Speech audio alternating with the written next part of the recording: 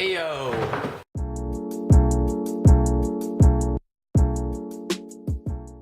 What's going on, guys? It's Lemon Sqare. In today's video, I'm going to show you guys my cube collection. So guys, in this cube collection video, I'm going to be going by 2x2s, 3x3s, 4x4 and plus, and just some extra cubes. Remember guys, I'm not going to butcher these cube names like Rapti did. You're not watching Rapti, you're watching Lemon Sqare, some guy who knows what he's talking about. So, first cube, starting off this cube collection video, is this Rubik's brand. And guys, you know how Rubik's brands are. It's just a Rubik's brand, and if you even misalign it slightest bit, it won't turn at all. It's not very good of a 2x2. Just don't get this Rubik's 2x2. This is like a Walmart cube for 5-year-olds. Just don't get this cube. Next, we have a popular 2x2 for a lot of beginners. It's the MF2 from Milieu. This is the stickerless version that we have, and it's okay, I guess. It's honestly a bit slow sometimes, and it kind of feels sandy a little bit. Now, if we got the stickered version right here, it fell apart. This part just completely fell off, so we repaired it with some scratch paper and the cover of a notebook. But before that happened, it was actually pretty good. It's not as scratchy or sandy as the stickerless one, and overall it's actually pretty nice. I'd honestly recommend it if you're a beginner, except this cube exists. The YJ-MDC 2x2. This cube is $10. The thing that sets it apart from other mid-range / budget 2x2s is the fact that it's magnetic. And this cube feels very premium and is a main killer for a lot of 2x2 solvers. The magnets are pretty strong, and it definitely doesn't feel like a $10 puzzle. On to the next category, 3x3s. So guys, this is all the 2x2s we have. The prices range from $2 to $40. Let's get into them. So guys, first cube here, we have the MF3S. This cube is similar in price and performance to the YJ Guanwang, but I honestly wouldn't get this cube. I would get the MF3RS or the MF3RS2 or the Yushin Magic, because they're all cubes within the budget price range, and they're infinitely better than this. Next up, we have a $5 puzzle that feels way better than a $5 puzzle.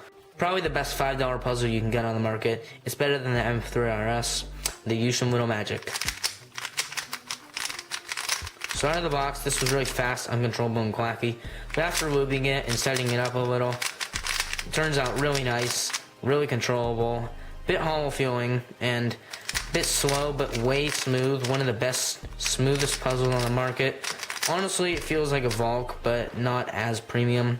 But again, the Yushin Magic, probably the best $5 puzzle on the market. Next up, we have the best budget puzzle on the market, hands down. The MF3RS2. This is my current main.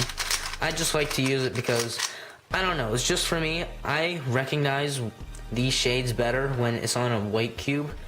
I just like to see them that way. I don't know a lot of cubers that really like that. My brother, Kubing with Kelso, thinks this cube is pretty hideous. I don't know what he's thinking, but yeah. Make sure to subscribe to him. He's starting up a professional feeling cubing channel. Make sure to check him out. With this cube, it was very fast and stable, and definitely doesn't feel like I spent only $8 on this. $7.95 on Speedcubeshop, link in the description. So this cube, in contrast to the Yushin Magic, feels more like a GAN than a Volk. As you can see, it's a bit similar to it with the circle-ish and the anti-corner twist system right here. And it kind of feels like the GAN 356 Air S. I don't know, that's just my personal take on it. On to the next cube. So this is the Rubik's brand. Just don't get this cube, guys. Just don't get this cube. So we have a bit of an older cube for you cubing originals out there. This is a CX3S from Maru, and it's actually pretty good still. It's holding up to all the other cubes. This cube is okay. It's a bit clacky and crunchy and fast, but it's still fun to practice on because it's a different turning style. It's a bit clacky and oldish feeling. So yeah, that's the Maru CX3S. I have a non-magnetic Volk 3. This cube was about $17. Turns really smoothly. It kind of reminds me of a less cheap feeling Yushin Magic. Let's get on to the next one. Here we have the most expensive 3x3 in our collection right now, the GAN 354M. This cube doesn't have super light magnets, but not super strong magnets at the same time. It's kind of just in the middle point for magnet strength. And this feels super nice. It is a main killer for a lot of people. I've seen a lot of people with smaller hands using this, and a lot of people really love this cube. I've heard people saying it's the best GAN cube by far. This is the more recent stickerless 3x3 from GAN, and it comes with 4 GES nuts. You can see the other 3 here. And it's really fast and kind of crunchy-ish and clicky in contrast to the Volk. And overall, it just turns pretty nice. And the corner cutting on it, as you would expect from GAN, is on par with all the other 3x3s. If you have the money, go for this cube. So this is a mini 3x3 from Moyu, 5 centimeters. It's a bit smaller than a regular 3x3, about 5 to 6 millimeters less, and it actually turns pretty good considering the tiny mechanism of it. It's a bit sandy and dry and kind of slow, but if this was lubed, I feel like it actually turned pretty good. And yeah, it's just a fun puzzle to carry around. No guys, this isn't the same cube. This is again from Moyu, a mini cube from Moyu, but this one is 4.5 centimeters, so it's half a centimeter smaller, or 50 millimeters. And it actually turns better than the other one, honestly, but it honestly turns better than the other one, but that doesn't really make up for how small it is. But again, the corner cutting is really nice for the small mechanism. It kind of just feels like a really small MF3RS. So that's the mini Moyu 4.5 centimeter 3x3. Let's get on to the next one. This right here is the smallest commercially available 3x3 that you can buy. This is 2 centimeters and it's from Rubik's. I know there's a 2 centimeter GE 3x3, but that one's pillowed, and that makes it a little bit bigger than this, and you can understand why this doesn't turn very well. It's fully functional, but again, it turns really bad, just really bad. And the other one that I got pops really, really easily. I'm just kind of lucky this one's not as poppy or walky as that one. Oh, you have a walk-up. So next category, 4x4 and up. Not a whole lot of cubes, but they're overall not that bad of puzzles, so let's get into them. So let's start it off with the GAN 460. Not GAN's Rapti, it's G-A-N, no S, just GAN, okay? This cube turns very fast and crunchy. Out of the box it was a bit loose, so we tightened it a little bit, and now turns very fast and really nice. The inner layers do a good job of staying together, especially in 3x3 stage, which makes it the high point of this cube. 3x3 stage on this honestly just feels like you're solving on a 60mm 3x3. Feels really nice, and it definitely doesn't hold you back at all. My first M slices on this were a bit iffy, but now they've smoothed out and broken in and is really fast. So this is an MF5S. This cube turns kind of okay. I don't really like the shades. They seem almost kind of dull and boring to me. I don't know. I'm just used to more vibrant sticker shades. Maybe this is the half price. I'm not 100% sure. Comment down below if I'm wrong. Don't get this cube, guys. It has walking issues. Just get the Yushin Cloud. Next, we have an old Shank Shell 5x5. Not a whole lot to say about this. It just sounds like crap and feels like a V cube. Don't get this cube. Now, let's get on to our next Shank Shell puzzle.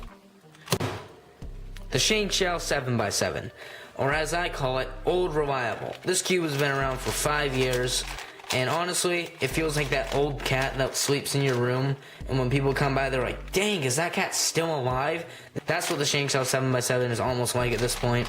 It's almost just like a thing you get just so you can put on your shelf, because it was really the first good 7x7. Like at the point it came out, the only actual 7x7s that are taken seriously were like the V-Cube 7, and we all know how those ones are now.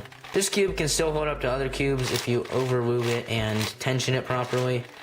But again, Shank Shell walk-ups can be pretty bad. I'm gonna post this. Don't get this cube. It kind of hurts your hands after you solve it. Just get the cheesing with extra cheese. Next up, we got my personal favorite cube in the collection. This is the Yushin Little Magic 6x6. This cube was $15, making it pretty much a steal considering how nice it is. There have been some budget There have been some budget 6x6s in the past, like the MF6, but honestly, that just sucks compared to this one. This cube feels kind of like it's from the Huanglong line. Feels very fast and smooth. And I'm pretty sure the shades are... And the shades are pretty similar to the Huanglong too. This cube feels very fast. It's honestly kind of scary turning it because I feel like it's going to pop and explode. But I think that's just because I love this cube too much. I think if you tighten this a little bit and maybe put a lot of lube in it, you could probably speed solve it like super fast. And yeah, this cube, $15 for a 6x6. If this was magnetized, I bet it could match up with the X-Men Shadow. Don't quote me on that though. I actually made a review on this. Make sure to watch that. So guys, I almost forgot. The final cube in our collection is this Yushin Black Kirin Pyraminx. Guys, I know, there's a Moyu sticker on this. What are you saying, Lemon Sqare? Well, actually, this was supposed to be a Yushin sticker, but I put it on my Yushin Little Magic just because I thought it looked better. And yeah, this is just a leftover Moyu sticker. So that's why I have it here. This cube was like $4 and it's okay. It's pretty fast, I guess. The outside tips can be a bit slow. I'm not a very big Pyraminx practicer, so I don't really take it seriously. This was kind of just like a whatever, let's get a Pyraminx because it was $4 and on sale. This is the Yushin Black Kirin Pyraminx. Ignore the Moyu sticker I put there.